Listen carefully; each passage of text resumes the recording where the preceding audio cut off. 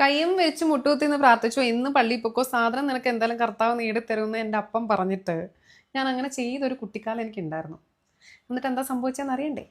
പ്രാർത്ഥിച്ച് സാധനം കിട്ടിയില്ല എന്നുള്ളൊരു സത്യമാണ്. പക്ഷെ ആ ഒരു ചെറിയ കാര്യം ഇന്നും ഇത്രയും വർഷമായിട്ടും ഞാൻ എൻ്റെ ലൈഫിൽ പ്രയോഗിച്ചു വരുന്നുണ്ട്.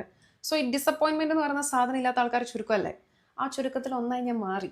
എങ്ങനെയാന്ന് കേൾക്കണം. നന്നായിട്ട് പ്രാർത്ഥിച്ച കുഞ്ഞു പിള്ളേരെ പ്രാർത്ഥന കർത്താവ് കേൾക്കും, എന്തും കിട്ടും എന്ന് പറഞ്ഞു തരുന്ന എല്ലാ അപ്പന്മാരും അമ്മമാരെ പോലത്തെ ഒരു അപ്പനും അമ്മയാണ് എൻ്റെ. അപ്പം ഞാനും കുഞ്ഞിൽ ഒരു കാര്യത്തിന് വേണ്ടിയിട്ട് ഭയങ്കരമായിട്ട് ആഗ്രഹിച്ച് പ്രാർത്ഥിച്ചു. കുറേ നാൾ പ്രാർത്ഥിച്ചു. എനിക്ക് നല്ല വിശ്വാസം ഉണ്ടായിരുന്നു കർത്താവ് എന്തായാലും അതെനിക്ക് തരുന്ന പൂർണ്ണ വിശ്വാസം. മറ്റേത് കടുകുമണിയോളം വിശ്വാസം ഉണ്ടെങ്കിൽ നേടിത്തരുന്നല്ലേ? കടുകുമണിയല്ല, എനിക്ക് മലയോളം വിശ്വാസം ഉണ്ടായിരുന്നു. സാധനം എനിക്കൊരു പർട്ടിക്കുലർ ഡേയിലേക്കായിരുന്നു വേണ്ടത്. ഡേ കഴിഞ്ഞു പോയി, സാധനം ഇട്ട് കിട്ടിയതുമില്ല. ഡിസപ്പോയിൻമെന്റ് 100% സോ ഒരു അടി കൂടാനുള്ള ഒരുക്കമായിട്ട് ഞാൻ എൻ്റെ അപ്പൻ്റെ അടുത്തോട്ട് കൂടി ചോദിച്ചു. അപ്പനല്ലേ പറഞ്ഞ കൈ വിരിച്ച് പ്രാർത്ഥിച്ച പള്ളിയിൽ പോയ ദൈവം അത് തരും ഇത് തരും, കുഞ്ഞു പിള്ളേരെ പ്രാർത്ഥന വെക്കുന്നിട്ട് എന്തുകൊണ്ട് എനിക്ക് കിട്ടിയില്ല എന്നുള്ളൊരു പരാതിയായിട്ട് ഞാൻ എൻ്റെ അപ്പൻ്റെ അടുത്തോട്ട് പോയി. പുള്ളി എന്നോട് ചോദിച്ചു, നിന്റെ അടുത്ത് 2 ആൾക്കാർ വന്നിട്ട് ഒരാളുടെ കയ്യിൽ ഒന്നും കഴിക്കാനില്ല, മറ്റേ ആളുടെ കയ്യിൽ ചെറുതായിട്ട് ഭക്ഷണമുണ്ട്.